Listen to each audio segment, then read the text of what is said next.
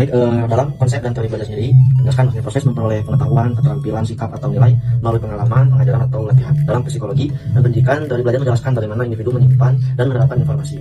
Itu adalah konsep utama dan teori belajar. Lalu, Konsep dasar belajar yang pertama ada proses aktif, di mana belajar melibatkan partisipasi aktif dari individu dalam mencerna dan menerapkan informasi. Yang kedua ada perubahan perilaku, yaitu belajar ditandai oleh perubahan perilaku yang relatif permanen, baik melalui pengalaman langsung maupun tidak langsung. Yang ketiga ada faktor internal dan eksternal, belajar dipengaruhi oleh motivasi, emosi, kemampuan, bawaan, dan faktor lingkungan seperti pengajaran atau interaksi sosial. Yang terakhir adanya berorientasi pada tujuan, belajar diarahkan untuk mencapai tujuan tertentu seperti memecahkan masalah atau meningkatkan keterampilan.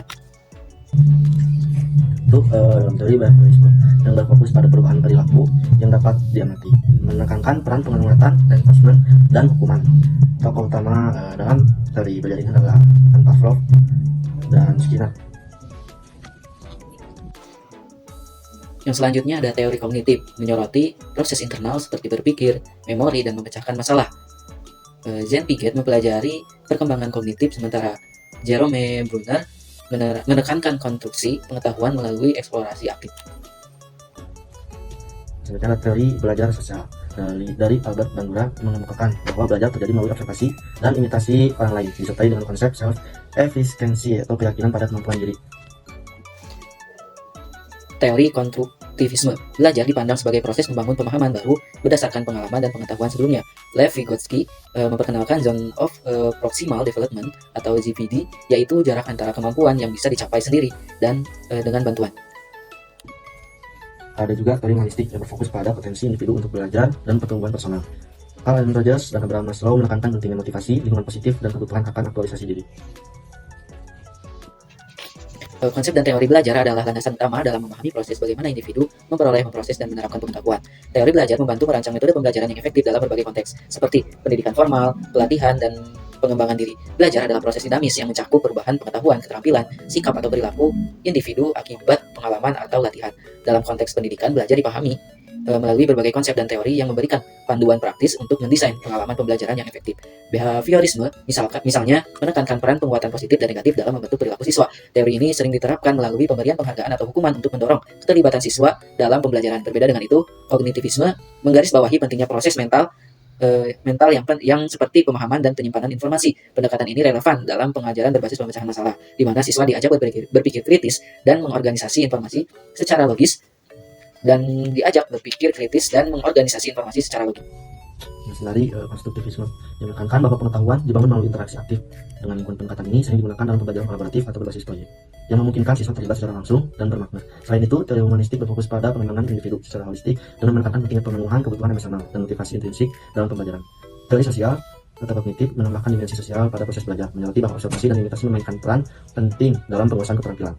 Dalam hal ini, self-efficacy atau kepercayaan diri siswa terhadap kemampuannya menjadi faktor kunci keberhasilan dengan kemajuan teknologi dan ilmu pengetahuan. Neuroscience memberikan wawasan baru tentang cara otak memproses informasi, seperti melalui neuroplastisitas yang memungkinkan otak untuk beradaptasi dan belajar dari pengalaman baru. Penerapan teori-teori ini dikatakan menciptakan pembelajaran yang tidak hanya berbasis akademik, tetapi juga memperhatikan aspek psikologis dan emosional siswa. Pendekatan yang integratif ini memastikan bahwa setiap siswa memiliki kesempatan untuk belajar sesuai dengan kebutuhan dan potensi. Terkait konsep dan teori belajar. Dari konsep belajar itu termuatlah suatu kemampuan ataupun capaian pada perilaku siswa. Dan yang kedua ada pada tingkat psikologis siswa. Yang ketiga adalah pengaplikasian ataupun penerapan informasi. Selanjutnya ada teori belajar yang terdapat pada satu behavioristik. Yang kedua ada pada intuitivisme, ketiga kognitivisme, dan yang keempat humanistik. Di mana teori ini dibangun dari hasil dari perkembangan dari setiap apa yang terjadi di lapangan. Kebutuhan dari zaman zaman itu jauh berbeda kebutuhan kalau disesuaikan dengan apa yang sudah ada, baik itu fungsional ataupun secara fasilitator yang akan memenuhi pergerakan dari setiap pembelajaran yang termuat.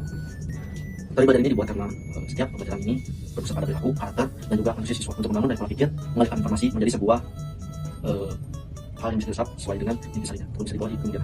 Salah satunya ada di teori Pavlov yang menggunakan behavioristik, mengampu ada tindak tanduk perilaku mengenai apa yang didapatkan dari hasil lingkungannya, yang dijelaskan pada aplikasian, baik itu apa yang diserap dari lingkungan bisa membuat karakter dan juga kehidupan mendatang. Kalian akan membangun bagaimana peserta didik dapat mengolah informasi, mempunyai konstruksi yang kuat dan juga pilihan psikologis ataupun mental secara individu maupun Belajar adalah proses mendasar dalam kehidupan manusia. Namun, konsep dan teori belajar kerap menuai kritik dalam penerapannya. Teori behavioralistik yang menekankan hubungan stimulus-respon dinilai terlalu mekanistik dan mengabaikan aspek motivasi intrinsik serta konteks sosial. Akibatnya, pendekatan ini sering menghasilkan pembelajaran yang pasif dan berfokus pada pengulangan. Teori kognitif memberikan wawasan yang mendalam tentang proses berpikir, tetapi cenderung menekankan individu sebagai pusat pembelajaran tanpa cukup memperhatikan interaksi sosial yang semakin penting dalam dunia kolaboratif. Sementara itu, teori konstruktivistik yang menekankan pembelajaran berbasis pengalaman dan interaksi dianggap lebih relevan, namun implementasinya memerlukan sumber daya besar dan seringkali sulit diterapkan dalam kondisi terbatas. Kritik ini menunjukkan bahwa setiap teori belajar tentunya memiliki kelemahan. Oleh karena itu diperlukan pendekatan holistik yang mengintegrasikan kekuatan dari berbagai teori. Pendekatan pembelajaran abad ke-21 seperti pembelajaran berbasis proyek dan teknologi menawarkan solusi yang lebih kontekstual, namun keberhasilan sangat bergantung pada kemampuan pendidik dan fleksibiliti dan adaptif terhadap kebutuhan siswa. Integrasi teori yang sinergis penting untuk menciptakan pengalaman belajar yang relevan dan bermakna bagi semua pihak, baik dari siswa, guru, maupun sebagainya.